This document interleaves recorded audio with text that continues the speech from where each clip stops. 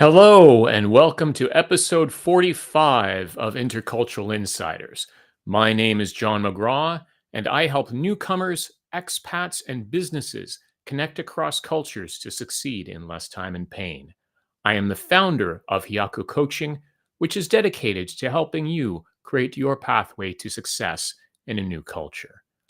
The purpose of Intercultural Insiders is to share the stories of people with intercultural experiences.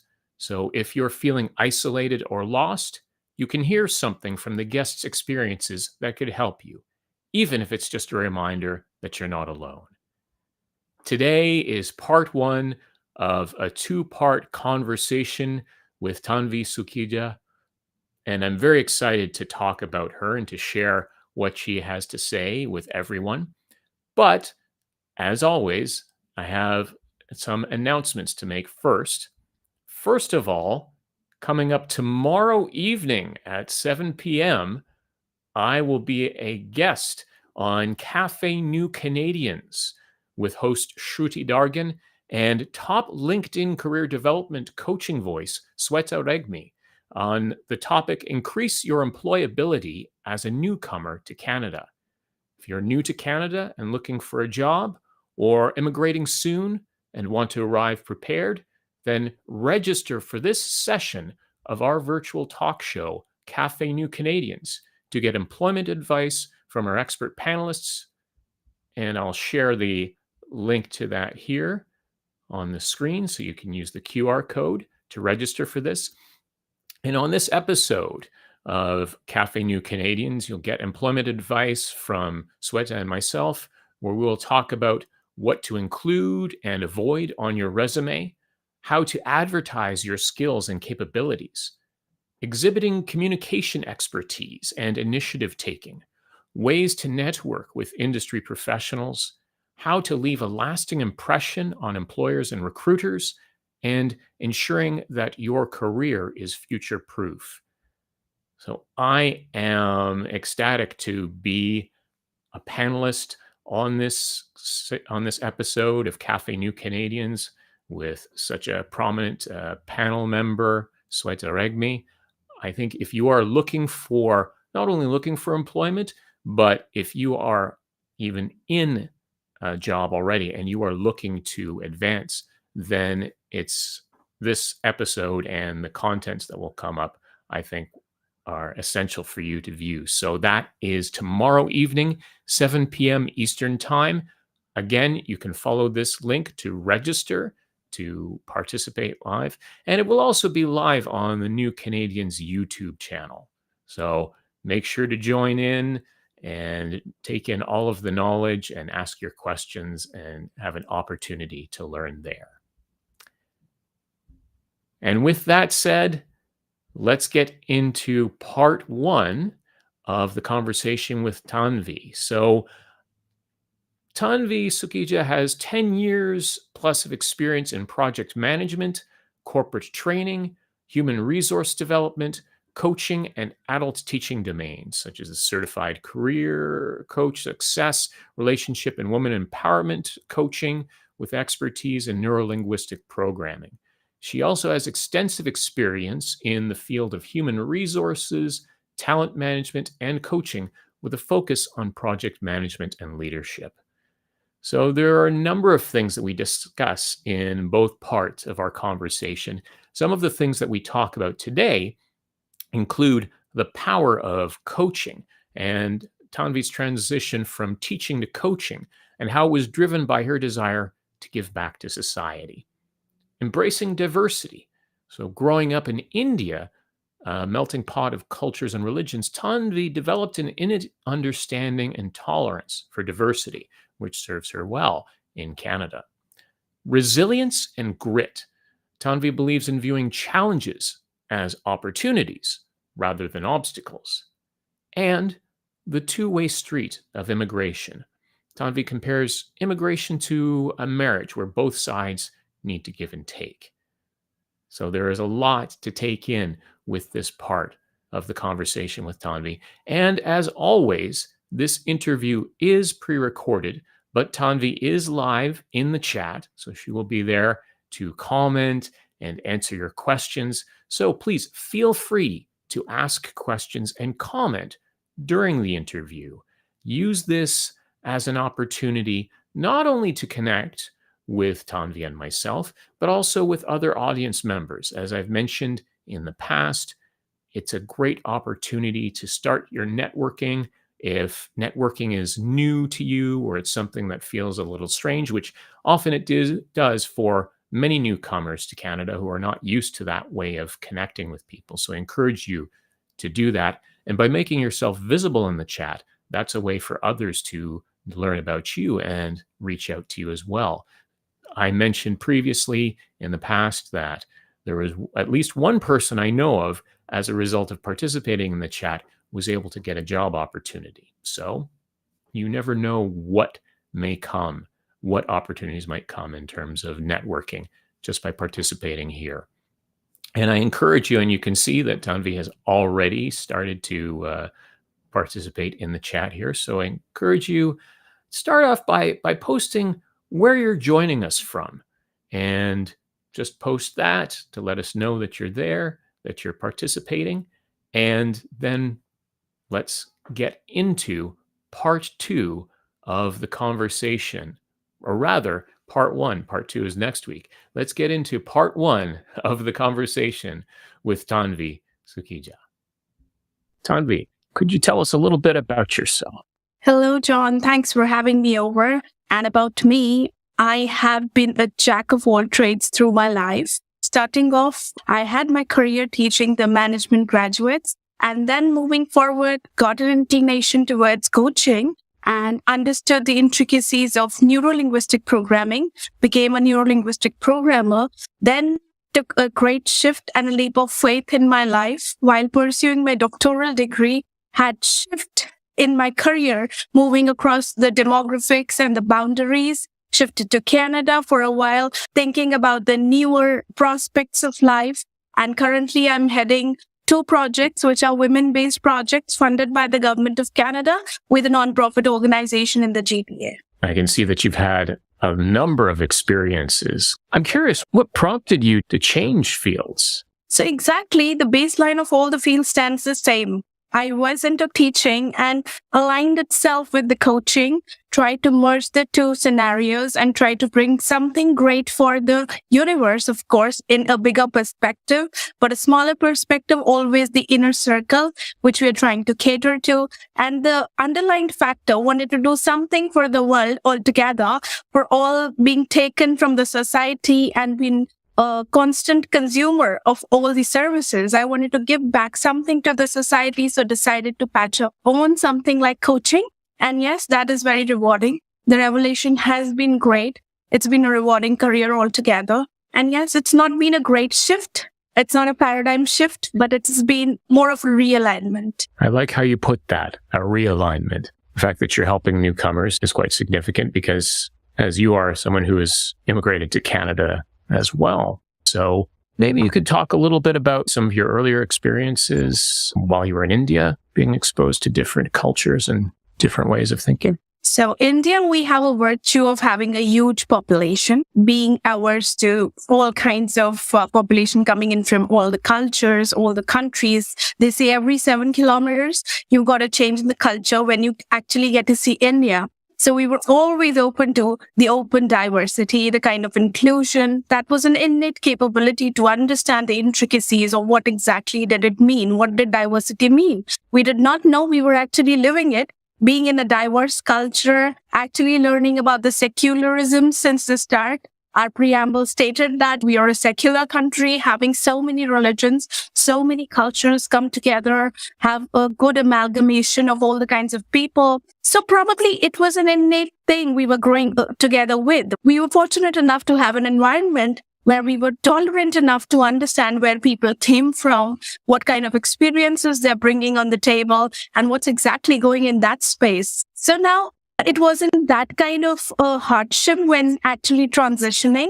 It was more of a cakewalk for me. I have been open to so many cultures, so many religions, been brought up and been through a Catholic school for 14 years of my life. I've studied in a convent. So knew almost everything about the kind of religions, the kind of nuances every religion kind of brought up, the kind of cross-cultural intertwinings which were present inside the culture. So getting to Canada in itself, one great revelation which was different from what I had actually been skeptical about or contemplating since a long time was that Canada is a kind land.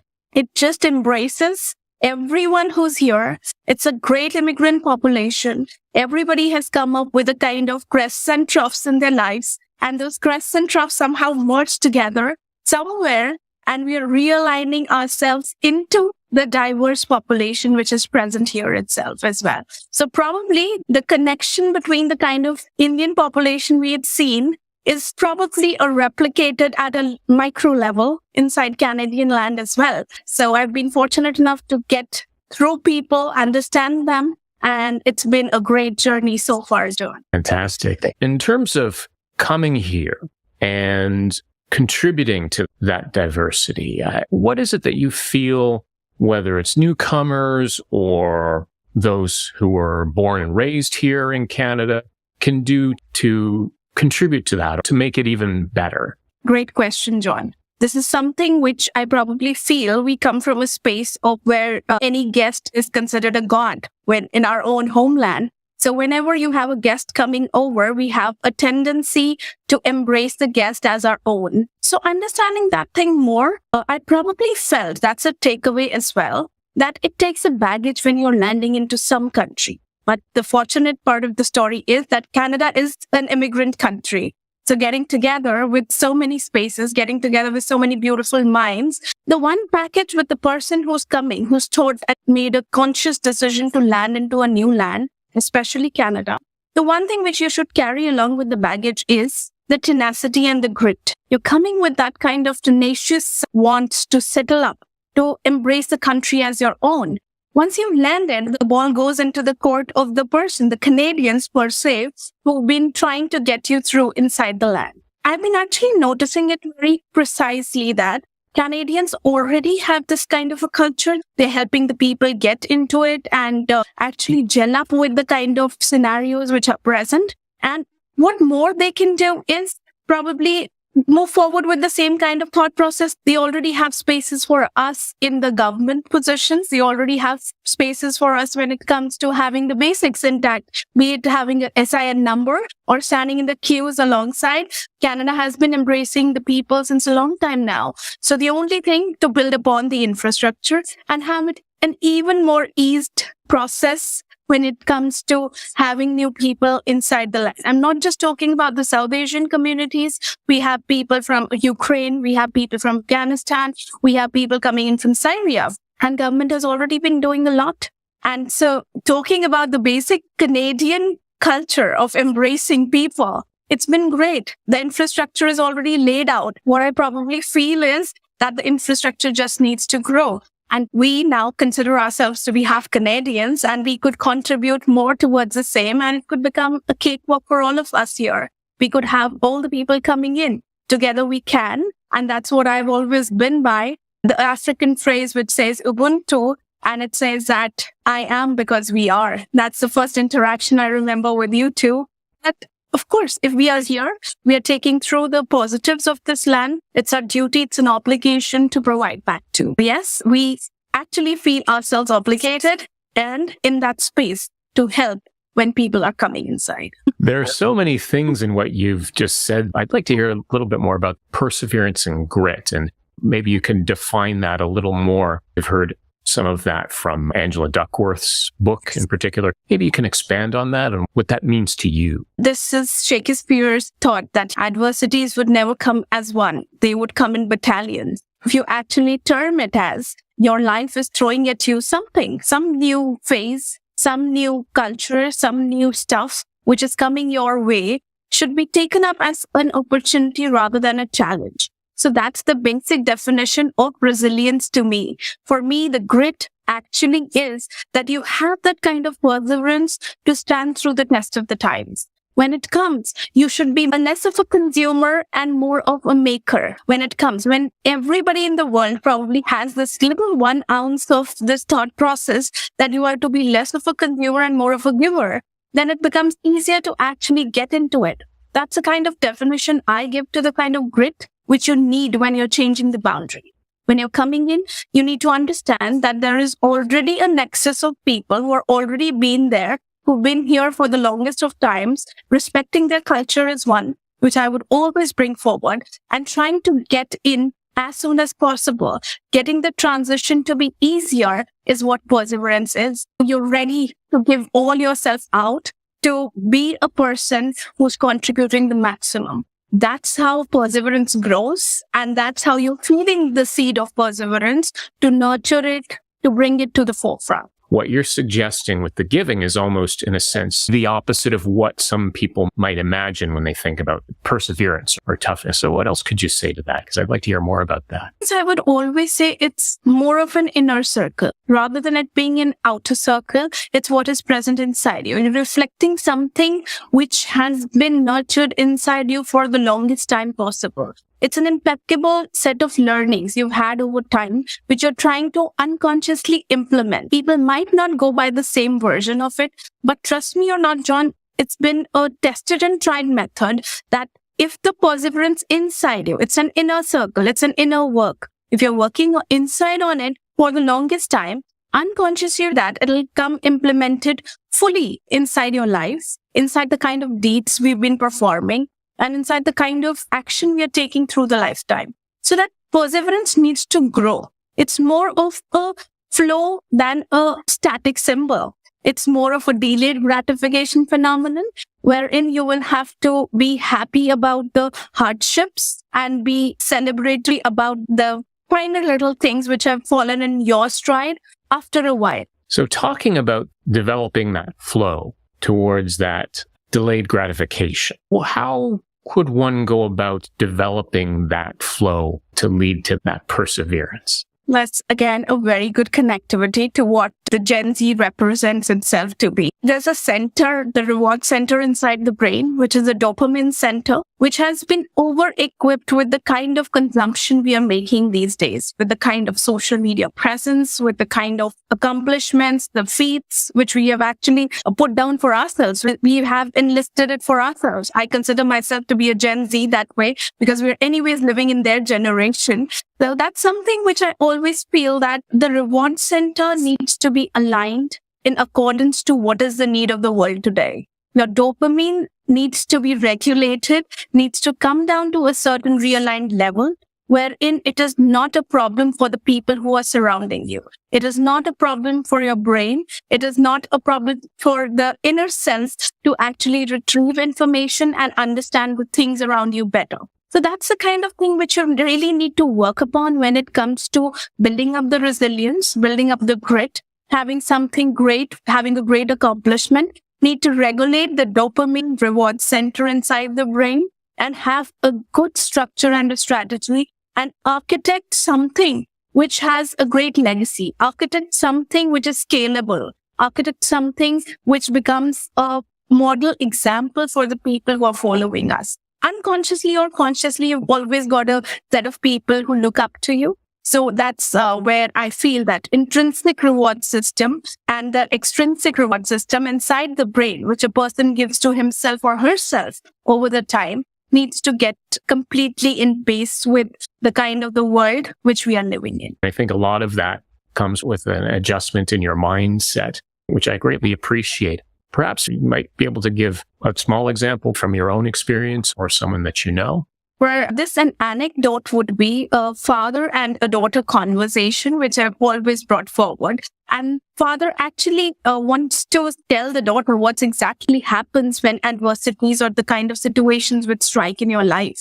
So he tells the daughter to put boiling water into 3 pans and gives 3 things for the daughter to put into the 3 pans. And the first one, he asks the daughter to put a carrot. And the second one, it's an egg.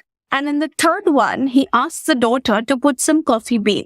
So when after a while, the boiling process has been accomplished, the first, which is the carrot, when you actually pierce a fork through it, it becomes a little weak.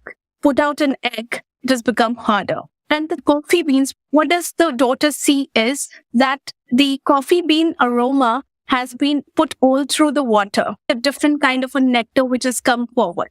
So that's on to us as to how we take the life to be. Either we can become weak, or we could become a little stronger or a little harder like the egg, or we could change the aroma altogether and bring something beautiful altogether. So that's a kind of the coffee bean theory which I go by, and which I really feel could be used as a benchmark for accomplishing anything you're wanting to accomplish through your life. Have something, make out something which is for the best of both the worlds, which is for best of the people who are actually accompanying you through the process. It could be best for the people who are coming forward, who are following you, who are looking up to you. So that's the kind of scenario which we need to build in today's world. We need to be the coffee beans which are changing the aroma altogether. Earlier, you also mentioned the idea of half Canadians, and that actually caught my attention because I've heard a similar idea from other newcomers. For example, mentioning the idea of, I'm not an Indian, I'm not a Canadian, I'm an Indo-Canadian. John, it's a two-way street probably. When it comes to having people inside a country, Canada had opened doors for immigrants since a long time now. For most of them, it's a big dream come true. It's more than an American dream to many.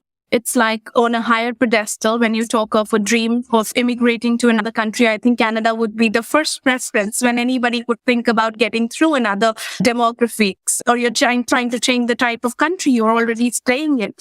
The only thing which I felt that always comes up is the kind of integrity, is the kind of trust and the kind of honesty which you're bringing to the table. If you're honest enough to pursue something like immigration, you're honest enough to bring up a pleasure and mix it with the kind of hard work you're trying to bring on the table, the platter needs to be full with a great level of integrity. The platter needs to be full with great level of honesty on both the sides. It's not a one-way street. It's more of a two-way street wherein the country is embracing the immigrants and the immigrants are thrilled and ecstatic to land into a country like that. So we need to merge those things and bring a great marriage of the thought processes, a great marriage of having a synergy, a great marriage for building up something great for the future generations to come. So that's the two-way street which I feel that people need to follow. It has to be a give and take on both sides. It has to be a synergy creation. It has to be 1 + 1 = 11.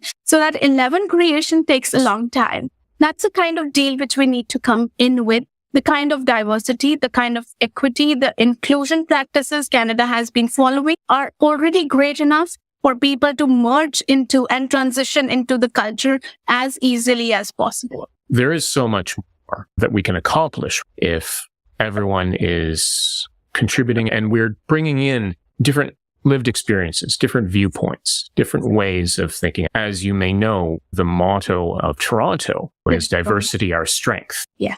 Which I think is something that applies not only to Toronto, but also to Canada as a whole. And I think that's something that can serve us on the international stage as well. One thing that I know that you have also talked about is transferable skills. What could you say about that in terms of newcomers to adjusting to life here in Canada and finding success, whether it's finding work or advancing in the work that they're already in? So the analogy which I actually follow is that the base of the cake remains the same, just the icing changes. And when the icing changes, that's a simple thing, and the base of the cake remains the transferable skills. You're bringing some great accomplishments. People are coming in. They just need to pivot the entire story strategically, wherein the essence of communication is clear. The problem which I've always felt comes down at the base level where the immigrants trying to represent themselves into the Canadian workplace culture. The representation sometimes is a little ambiguous. Everybody comes in with a great credential system, and that credentialing needs to be brought on board with a great representation, with great communication, which has to be very concise, which has to be very apt for the scenario you're dealing with. So the transferable skills are the basic deal. It is the connectivity thread which connects and combines the kind of wants of the Canadian workplace to the kind of credentials a person is bringing to the table. That connection needs to be actually seen when it comes to representing yourself on a global level. You're bringing a great deal to the table. And having that being communicated in the best ways possible to the person who's actually hiring you, communication is the key, which needs to be enhanced, which needs to be used as a good tool to get into the Canadian workplace.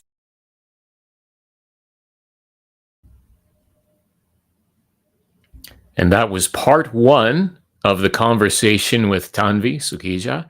Again, so many analogies that were great there. One that stood out to me was at the end, the base of the cake remains the same, but the icing, it's only the icing that changes. And I think it was used there to refer to how you communicate in terms of your transferable skills.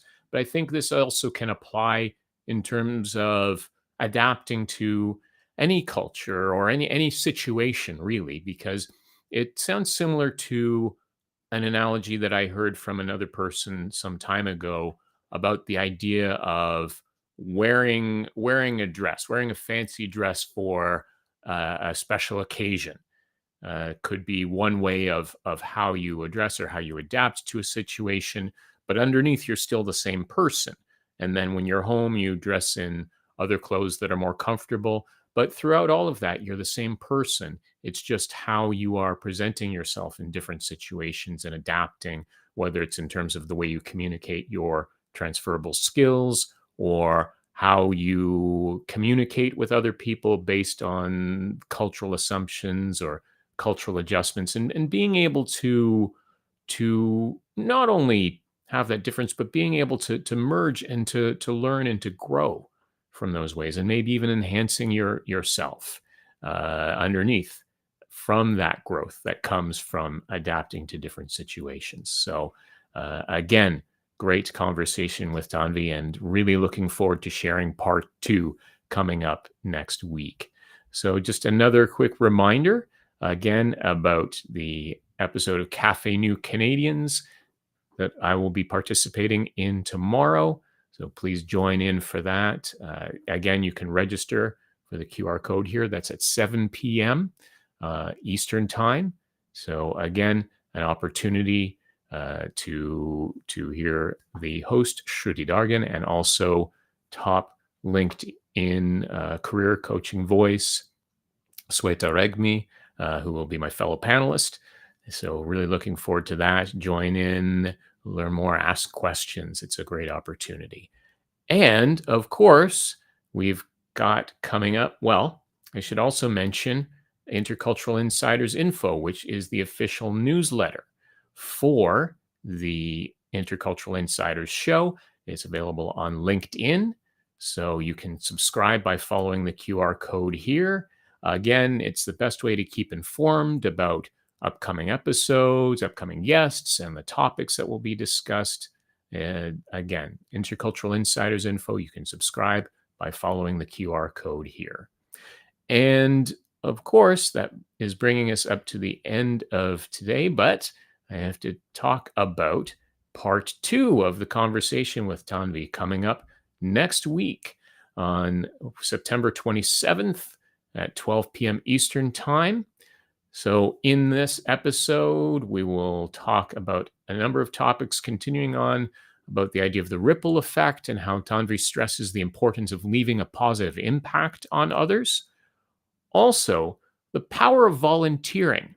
There's a lot of stressing on how volunteering can be an excellent way to gain Canadian experience, but Tanvi sees volunteer work as a karmic connection where whatever good you do will come back to you manifold. And I think that is applicable no matter how you look at things, and even in a practical sense of opening up your mindset. And again, having a positive mindset really does have an impact on what you can accomplish. Also, we talk about aligning skills with job requirements, and Tanvi highlights the need for introspection and aligning one's career goals with the jobs being applied for. And she also includes an interesting anecdote, a great story, a metaphorical story, which I titled "The Soup and the Snake." Not sure if that's the official title, but Tanvi shares this story about a monk and a snake, emphasizing how our perspectives can affect our truths. So that is coming up Again, next Wednesday, September 27th at 12 p.m. Eastern. Until then, keep navigating your way between cultures towards your goals.